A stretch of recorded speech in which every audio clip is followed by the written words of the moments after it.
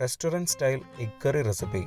This recipe can be served along with chapathi, rice, roti or naan. We need only 30 minutes to make this delicious egg curry. Let's move to the video. In a pan, take 2 tablespoons oil and heat it.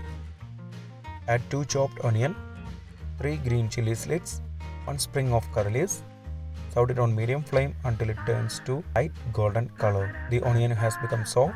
Now add half-inch size chopped ginger, 4 chopped garlics. Saute it for 1 minute on medium flame.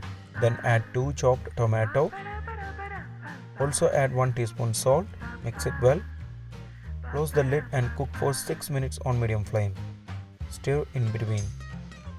If you have not subscribed to our channel, please do subscribe and support. To receive latest video notification, don't forget to enable bell icon. After 6 minutes, we can open the lid. The tomato has become soft and mushy. Now keep it low flame. Then we can add the masalas. Add 1 tablespoon coriander powder, 1 tablespoon red chilli powder, 1/4 teaspoon turmeric powder. Mix it well. Serve it for 1 minute on low flame. We are making semi-gravy egg curry, so add 1 cup of water and mix it well. Change the flame to medium level. When it starts boiling, add 5 boiled eggs.